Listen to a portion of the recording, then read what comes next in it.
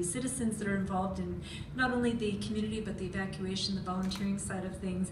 And probably the information that people will be interested in is we're starting to see impacts on the operations at our landfill.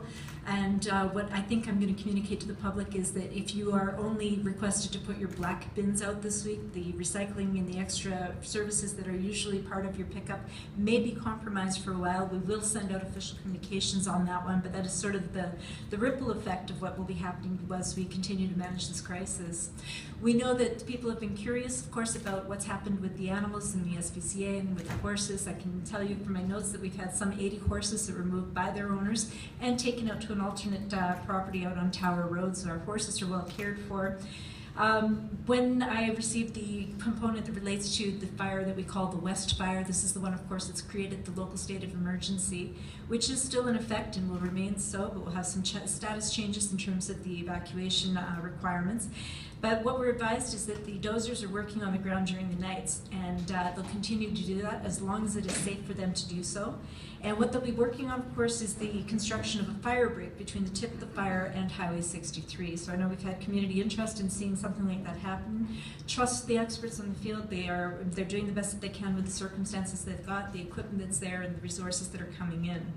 What really has a bigger impact, of course, is what happens with our weather. And wind is predicted to be coming out of the southeast in the morning, and then it will be southwest in the afternoon. So this could exacerbate or, and even in some cases, help our opportunities for putting the conditions into a better stead. But the extreme fire conditions are once again predicted for tomorrow. So I'm going to go right back to where I started, which is the public and their safety being at the forefront of everything that we need to undertake. And we're sending some general messaging out right now. Our public works have updated all the electronic message boards throughout the city to suggest very strongly, and you hear it from me too, no ATVs or OHVs, off-highway vehicles, on the backcountry trails. So this is really important. We've heard reports of people flying drones. It's a really exciting fire if you're not directly involved in it, but as soon as you get in the way, it's becoming a problem. So people, I'm asking for your appreciation of the danger and hazards that exist and to respect any sensible means. So please don't write your backyard fires this week. You can see how dry the conditions are, the effect that it's having. No fireworks, not that we allow those things to happen anyways, and the perpetual complaints that I see from people witnessing others throwing cigarette butts out into the ditches, just as hazardous. So folks, really take personal responsibility for the actions that could exacerbate circumstances here. The last point that I want to get into is the actual status of the evacuations. And I am absolutely delighted to save the best for last in my recommendations here, but the residents of Prairie Creek, which are one of the 2 mandatory evacuation areas, have been I'm able to advise that the mandatory evacuation has been lifted to the voluntary shelter in place. And so if I can just tell people what this really means, in the Gregoire subdivision, last night after we had the aerial view, we actually took the mandatory part off of the Gregoire area in general.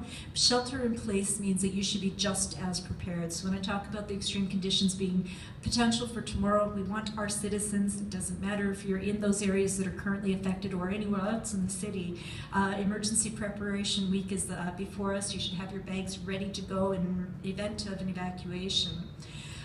The Centennial Park Campground, on the other hand, remains in a critical territory, and we are keeping the mandatory evacuation held on that particular location.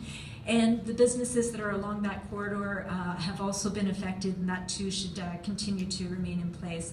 But for most, other than the landfill, you should see operations as usual. And of course, the one thing I think is completely unusual about this place is just how much heart, spirit, and compassion people show in times of crisis. And I want to give my thanks yet again on behalf of Regional Council to the folks who have stepped up, who've put their names forward to volunteer, who have been businesses offering support in various ways, for the people that are in the receiving center, for the people who are volunteering, bringing food from the food bank, wherever this source of help is coming from. It is incredible to see this community come together. And so thanks to every person who is doing their part to make this crisis a little bit easier. And of course, the experts on the ground, please show them your respect and your appreciation, because they are doing one heck of a job, and I just simply couldn't be more grateful for that. So hats off to everybody who's involved. And again, our media partners have been crucial in getting information to the public, and so thank you for what you do in these circumstances as well.